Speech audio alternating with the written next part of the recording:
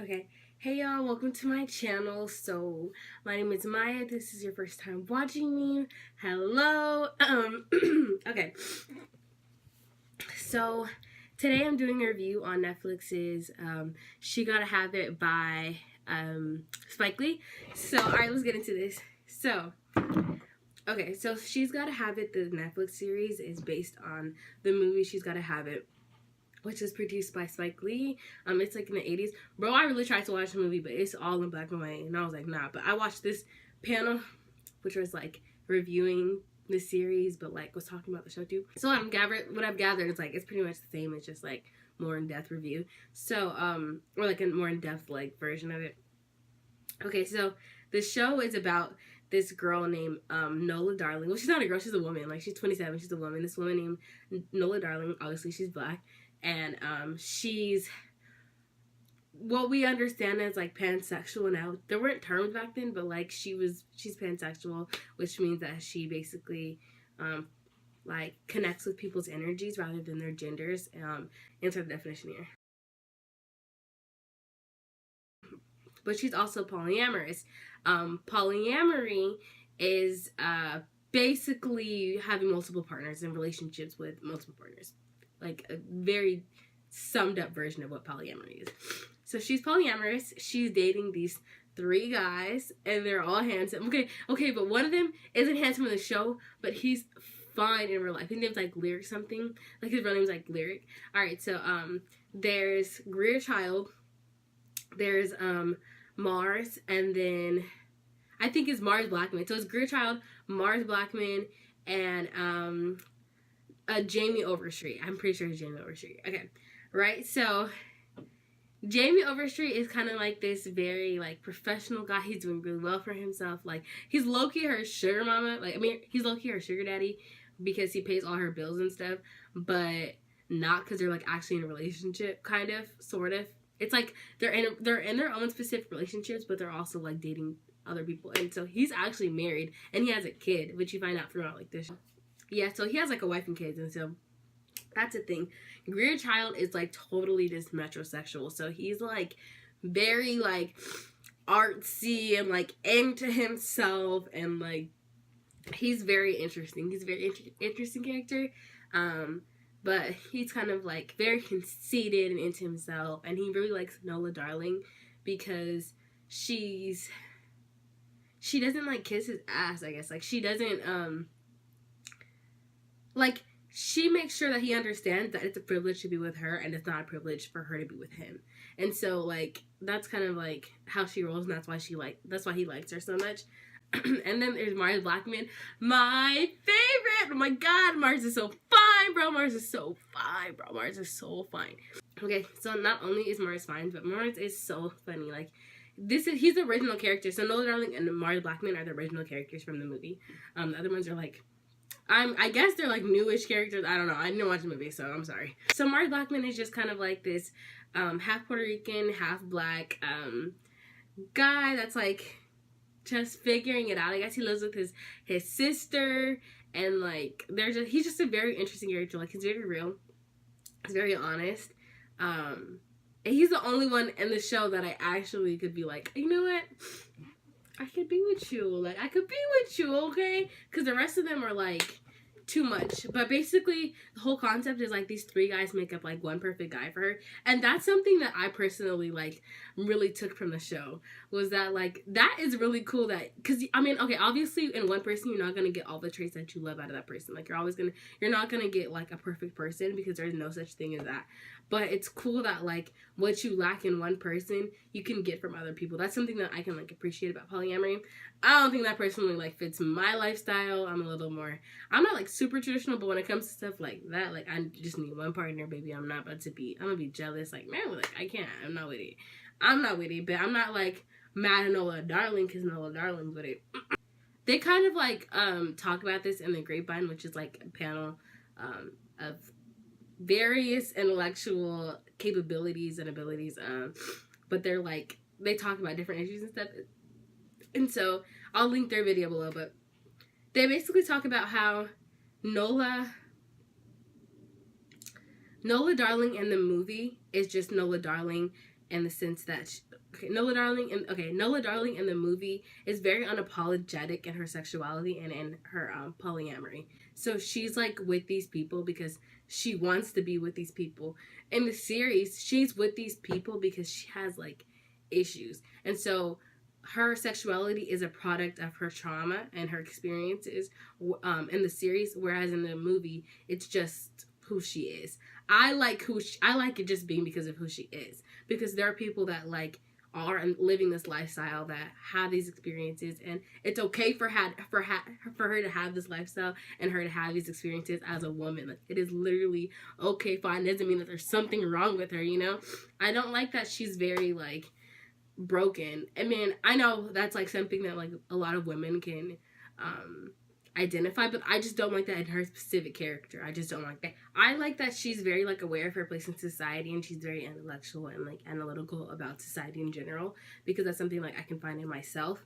I don't like that she's so extra, bro. Like, she's extra about everything. Like, I'm not with it. Like, I feel like that's like crazy to me. Like, she's really extra with everything that happens. So like, I'm just gonna be real, like, the attack that happens to her and response to like what happens to most women, it's very small. Like, it was a very small attack in comparison to what happened to like most women, like, just to be real. Like, and at her age, like, if we're gonna be like realistic about the situation, at her age she would have experienced it already. She probably would have been desensitized from the situation. Yes, she would have been scared, and yes, she would have been upset, but it wouldn't have lasted more than 3 days. With the show, it lasted the entire rest of the show, and it became like this very pivotal moment for her, which is like how you know it came from a male's perspective, because women, specifically Black women, go through stuff like this all of the time. And just like, if we're just going to look at it in a realistic point, she probably would have already had an experience like this before. If we're just going to be real. Like, if we're going to be real about it. And so that's why I don't like that the show focuses on this specific attack as much. Because, like, she falls apart. Like, she literally falls apart. Like, I'm glad that, like, her art, like, her street art, like, came out of the attack. Like, that's something that I can see that would be realistic. But then everything that happens afterward is like BS. Like, there's no way she would have been like tripping out buying some $500 dress, bro. No, she's not gonna do that, bro. Nobody. Who's gonna do that? She can't even pay her rent. Who does that? Like, I want to know. Like, that wasn't about to happen. That's not realistic. Like, that's crazy. Like, that's crazy as hell. Like, that was not about to happen. And then baby gonna wear that, like, in a row. She gonna wear that same black dress to get the opinions of men around her. If we're gonna be real, like, who Nola Darling is, she's not even worried about the people and the opinions, the people that are around her and the opinions that they have of her. Like, she's saying that she's wearing the dress to, like, to see how the males in her life are gonna respond to the dress and be able to, like, see if they're able to handle her in the dress. Like, she says that a lot. Like, are they gonna be, if they can't handle me in my black dress, you can't handle me at all, right? But I think it's really, really her just trying to find validation. That validation that she's allowed to wear this dress and she's okay to wear this dress. And then she starts to look for problems, and with everybody that's around her, when she wears a dress, she looks for a problem with them. Like, she looks for a problem in what they're saying, and it's because she's looking for, like, a reason. And that's why I just feel like that's, like, BS. Nobody has to do that. That's nuts. Like, that was a very, like, unneeded part. It was supposed to be, like, this very, like, feminist, empowering point in the show, but it wasn't. It was very aggravating to me. I felt like it was unnecessary as fuck. I don't know why they had it in there. I was just like, why? Bro, why? The music in the show was so good. Like, it was really, really, really, really good. I feel like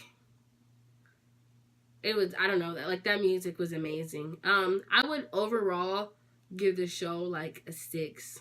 I think there were just a lot of, like, errors in the show when it came to, like, another thing was, like, it felt like somebody, like, of my mom's generation and, like, above my mom's generation. My mom's, like, 40 something, so, like, somebody, like, in their 50s wrote a show for millennials. I'm not even a millennial. I'm a Generation Z. Like, if we can be, I'm Generation Z. I'm not even a millennial. But, like, they were writing it for millennials.